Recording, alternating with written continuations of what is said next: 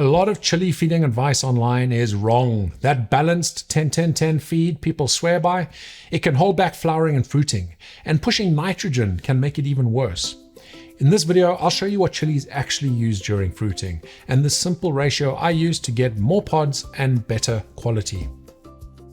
This is the companion video to my beginner's guide to feeding chilies. If you haven't seen that one, I'll link it on the screen or down below. It covers the practical side, what to buy, when to feed, the seasonal plan.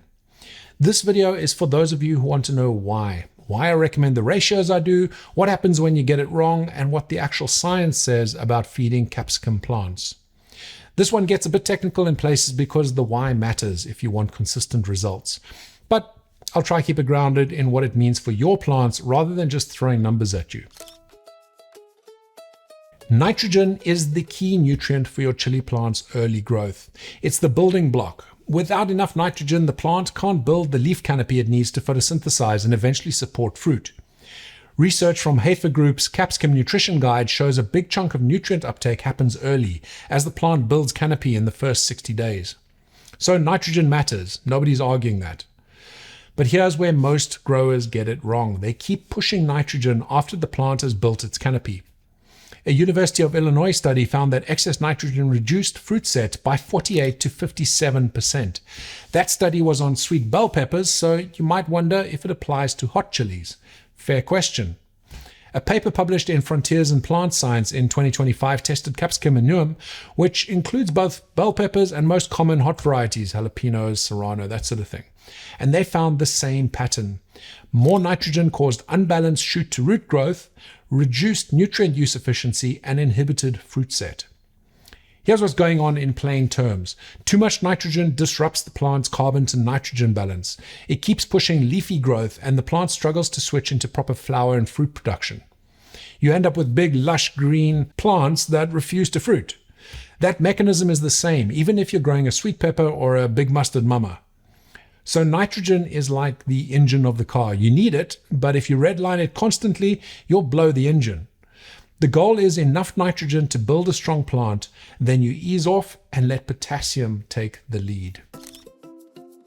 This is where it gets interesting and where I think a lot of the advice online falls short. A study on jalapenos found the highest yields come from plants given potassium at 175% of the standard recommended dose, with nitrogen and phosphorus held at normal levels. Other research on capsicum annuum, including hot varieties, show potassium-treated plants produce fruit with higher vitamin C, better color, and improved shelf life. Potassium also helps your plants cope with heat stress, drought, and temperature swings. So, potassium looks like the fruiting nutrient. It's that thing that supports yield and quality once the plant is loaded with pods. But there's a study that seems to contradict all of that, and I want to talk about it honestly because I think it actually proves the point better than any of the others. Researchers tested nitrogen and potassium on habaneros, which are Capsicum chinense species, and they behave a bit differently to the common annuum varieties most feeding advice is based on. When they gave the plants extra nitrogen on its own, growth and fruit production both increased, and capsaicin levels held steady. Good result. When they gave the plants extra potassium on its own, nothing happened, no benefit at all. Now, if you only read that summary, you'd think potassium is useless for habaneros. Well, it isn't. Testing one nutrient in isolation can hide what the plant needs because that plant gets held back by the first thing that runs short. Here's the simple version. If one nutrient is low, that becomes the bottleneck. You can add loads of everything else and it won't move the needle until you fix the shortage. Plant science has a name for this. It's called Liebig's law of the minimum. In that habanero study, nitrogen was the bottleneck. The plants didn't have enough of it to build the leaf canopy they needed. Without enough leaf area, the plant can't photosynthesize enough to support fruit. So extra potassium can't show any benefit. It's like putting premium fuel in a car with a flat tire. The fuel isn't the issue, the tire is. So here's what I recommend. 3 parts nitrogen, 1 part phosphorus, 5 parts potassium. I know that looks a little lopsided if you're used to seeing balanced ratios, but it's built on what capsicum plants actually absorb. When researchers have measured nutrient uptake across a full growing season, the pattern is consistent. Potassium sits at the top, then nitrogen, then calcium, and then phosphorus. Multiple fertigation studies show the same order, and potassium demand ramps up as fruit develops. So once the plant is loaded with pods, uptake shifts towards potassium. Even Hafer Group's own nutrient uptake curves for capsicum show potassium demand rising significantly from flowering through fruit maturation, exceeding nitrogen demand during that critical period. Off-the-shelf feeds aimed at flowering and fruiting lean the same way too. Tomorite is 4, 1.3, and 6.6. And Chilli Focus is 2.7, 1, 4.4. They land in the same ballpark because the plants pull more potassium once fruiting starts. Any feed that gives you less potassium than nitrogen is working against the plant's actual uptake pattern during the most productive phase of the season. Your plants won't die on a balanced feed, but you're leaving yield and fruit quality on the table. My 315 is a season-long target. In practice, you can fine-tune it. Early on, when the plant is building its canopy, lean slightly more nitrogen-heavy, something like 414. Once you're into flowering and fruiting, shift to something like 216. The principle stays the same. Potassium is always the highest number once fruiting starts.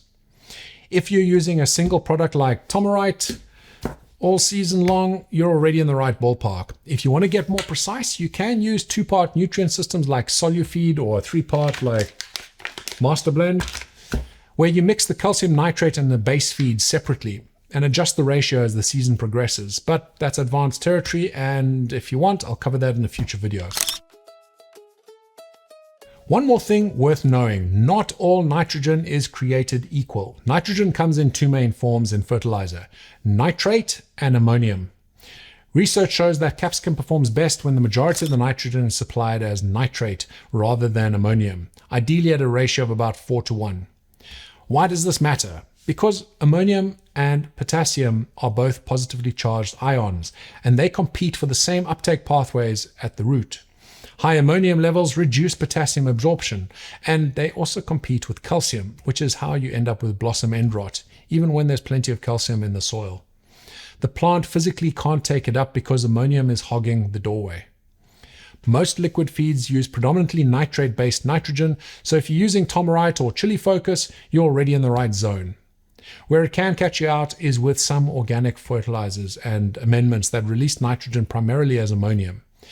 In a well-managed soil mix with good microbial activity, soil bacteria converts ammonium to nitrate over time through a process called nitrification. So it sorts itself out eventually, but it's worth being aware of, especially if you're troubleshooting calcium issues. This ties everything together. At the root surface, calcium, potassium, magnesium, and ammonium all compete for uptake. They're all positively charged ions or cations, and they use similar transport pathways into the plant. The general guidance recommends maintaining a potassium to calcium ratio of about 1:1 in irrigation water during hot weather and keeping ammonium nitrogen low, specifically because of this competition. It's why overfeeding causes problems that look nothing like overfeeding. You pile on potassium-heavy feed and suddenly you get blossom end rot, which looks like a calcium problem, because the excess potassium is outcompeting calcium at the root. Or you add too much Epsom salts and lock out calcium with magnesium. The nutrients are all there in the soil, the plant just can't access them in the right proportions because you've skewed the competition. So the real argument for less is more is balance. Moderate, consistent feeding keeps those competing ions in check. Heavy feeding throws the system off and wastes money and can cut yield. So, to pull it all together, the 3:1:5 ratio works because it mirrors what capsicum plants actually take up during fruiting season. Nitrogen builds the canopy, but too much suppresses fruit. Potassium drives fruit quality and yield, but only when nitrogen is adequate. Balance matters more than any single nutrient in isolation, and Liebig's law explains why. The form of nitrogen matters because ammonium competes with the very nutrients your fruit needs most. And overfeeding doesn't just waste money, it actively disrupts the nutrient balance at the root. If you haven't seen my beginner's guide that covers the practical side of all this, what to buy, when to start feeding, the seasonal plan, and the common mistakes, the link is on the screen and down in the description below. If you want to go even further into powdered nutrients, master blend, SoluFeed, mycorrhizal fungi, mixing your own custom blends.